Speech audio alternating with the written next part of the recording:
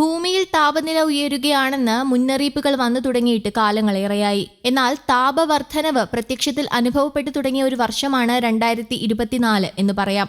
ലോകമെമ്പാടുമുള്ള ഹിമാനികൾ ഉരുകുമ്പോൾ ഗൾഫ് നാടുകളിൽ അതിശക്തമായ മഴ പെയ്യുന്നു. അതേസമയം ഇന്ത്യയിൽ വേനൽ മഴ കുറയുകയും അതിശക്തമായ വരൾച്ചയും ശുദ്ധജലക്ഷാമവും റിപ്പോർട്ട് ചെയ്യപ്പെടുന്നു. ലോകമെങ്ങുമുള്ള താപവ്യതിയാനം ഏറെ ശക്തമാണെന്ന് കാലാവസ്ഥാ ശാസ്ത്രജ്ഞരും പറയുന്നു. ഇതിനിടെയാണ് ലോകത്ത് ഏറ്റവും കൂടുതൽ വേഗത്തിൽ താപനില ഉയരുന്നത് യൂറോപ്യൻ ഭൂഖണ്ഡത്തിലാണെന്ന് പഠനങ്ങൾ പുറത്തുവരുന്നത്. ആഗോള താപനിലയുമായി താരതമ്യം ചെയ്യുമ്പോൾ യൂറോപ്പിൽ ഇരട്ടി വേഗത്തിലാണ് താപനില ഉയരുന്നതെന്ന് പഠനങ്ങൾ ചൂണ്ടിക്കാണിക്കുന്നു. കാറ്റ്, സൗരോർജം, ജലവൈദ്യുതി തുടങ്ങിയ പുനരുപയോഗ വിഭവങ്ങളിലേക്ക് യൂറോപ്പ് എത്രയും വേഗത്തിൽ മാറണമെന്നും ഇതിനായുള്ള സാങ്കേതിക വിദ്യ വികസിപ്പിക്കണമെന്നും റിപ്പോർട്ടുകൾ ചൂണ്ടിക്കാട്ടുന്നു. UN വേൾഡ് മെറ്റീരിയോളജിക്കൽ ഓർഗനൈസേഷനും യൂറോപ്യൻ യൂണിയന്റെ കാലാവസ്ഥാ ഏജൻസിയായ കോപ്പർനിക്കസും സംയുക്തമായി പുറത്തിറക്കിയ റിപ്പോർട്ടിലാണ് ഈ വിവരങ്ങളുള്ളത്. കഴിഞ്ഞ 5 വർഷത്തെ ലോക താപനിലയായ 1.3 ഡിഗ്രി സെൽഷ്യസുമായി താരതമ്യപ്പെടുത്തുമ്പോൾ യൂറോപ്പിൽ ഇത് 2.3 ഡിഗ്രി സെൽഷ്യസ് ആണ്. അതായത് ലോകം ചൂടാകുന്നതിനേക്കാൾ ഇരട്ടി വേഗത്തിൽ യൂറോപ്പ് ചൂടാകുന്നുവെന്ന് 2015 പാരീസ് കാലാവസ്ഥാ ഉച്ചകോടിയിൽ മുന്നോട്ട് വെച്ച 1.5 ഡിഗ്രി സെൽഷ്യസായി ആഗോള താപനം പരിമിതപ്പെടുത്തണമെന്ന ആവശ്യം ഇതോടെ വീണ്ടും ശക്തമായി. ഈ സാഹചര്യത്തിൽ ലോകത്തെ കാലാവസ്ഥാ വ്യതിയാനത്തിൽ നിന്ന് രക്ഷിക്കണമെങ്കിൽ ആഗോള ഫോസിൽ ഇന്ധന വ്യവസായ ഭീമന്മാരെ പരസ്യങ്ങളിൽ നിന്ന് നിരോധിക്കണമെന്ന് UN തലവൻ ആന്റോണിയോ ഗുട്ടറസ് കഴിഞ്ഞ ദിവസം പറഞ്ഞു. കാലാവസ്ഥാ പ്രതിസന്ധിയുടെ ഗോഡ്ഫാദർമാരാണ് കൽക്കരി, എണ്ണ, വാതക കോർപ്പറേറ്റുകൾ. അവർ സത്യത്തെ വളച്ചൊടിച്ച് ദശാബ്ദങ്ങളായി പൊതുജനങ്ങളെ വഞ്ചിക്കുകയാണെന്ന് അദ്ദേഹം പറഞ്ഞു.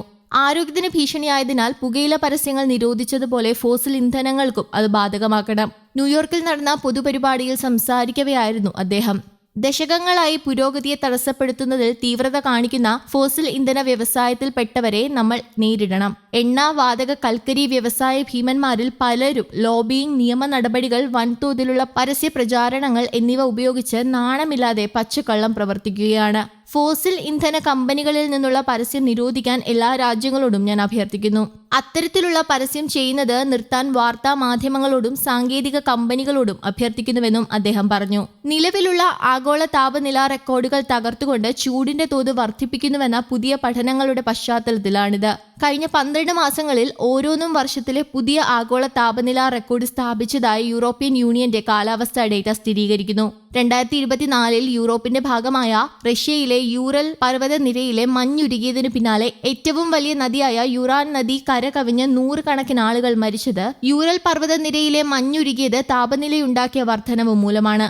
ആഗോളതാപനം യൂറോപ്പിൽ തുടർച്ചയായ 10ാം മാസമാണ് റെക്കോർഡ് പ്രതിമാസ താപനില രേഖപ്പെടുത്തിയതെന്ന് കോപ്പർനിക്കസ് റിപ്പോർട്ട് ചെയ്തു. 2013 യൂറോപ്പിലെ ഏറ്റവും ഉയർന്ന സമുദ്രോപരിതല താപനിലയ്ക്കൊപ്പമാണ് 2024 ശരാശരി സമുദ്രോപരിതല താപനിലയെന്നും കണക്കുകൾ വിശദീകരിക്കുന്നു. ചൂട് കൂടുന്നത് മനുഷ്യരുടെയും മറ്റ് ജീവജാലങ്ങളുടെയും ജീവന് തന്നെ ഭീഷണിയാകുമെന്നും റിപ്പോർട്ട് ചൂണ്ടിക്കാണിക്കുന്നു.